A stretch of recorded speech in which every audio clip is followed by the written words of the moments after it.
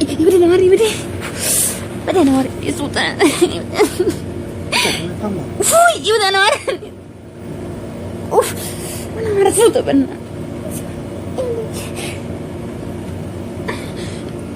Yeroo wal qunnamtii saalaa qaamni saalaa dhiiraa kan dubartii keessatti hafee keessaa ba'uu didee kan jedhamu dhageessanii beektu.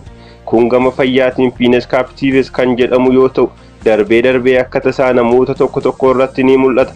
Taateen akkasii jalqaba karaa fayyaan riippoortii kan ta'e bara 1979dha. Fiines kaaptiives kan dhufu sababa meeshaawwan naannoo qaama saalaa dubartootaa garmalee kottoonfachuun irraa kan ka'edha.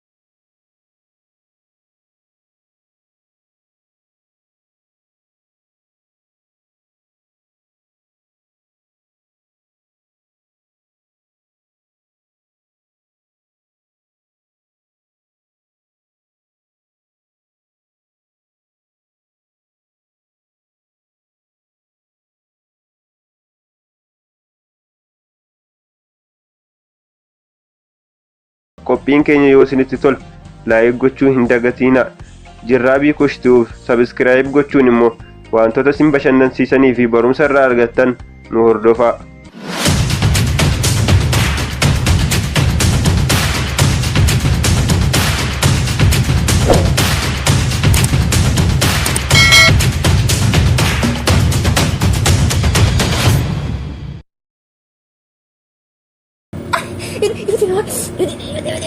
أنا هاري بدي صوت ربي جديدي بدي نهاري بدي أنا هاري صوت بدي أنا هاري أنا هاري صوت بنا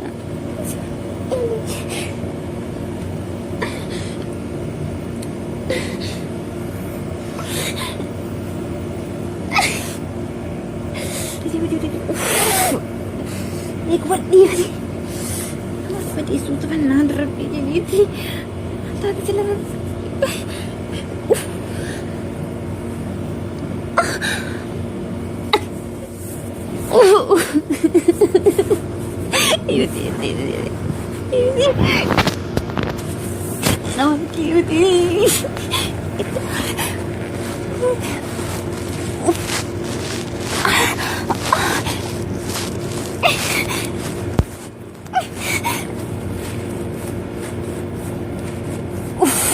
Iba't yan ang warmi po ko na natikin niyo.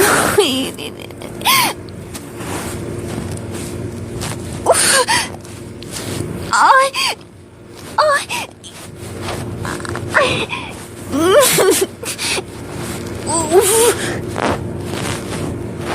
Ano ba?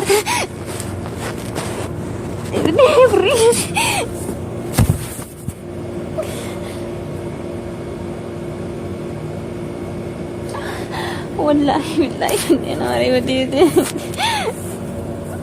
يدي يدي يدي يا حياتي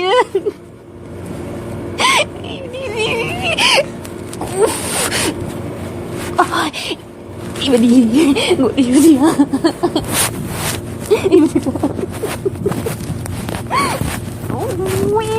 يا نار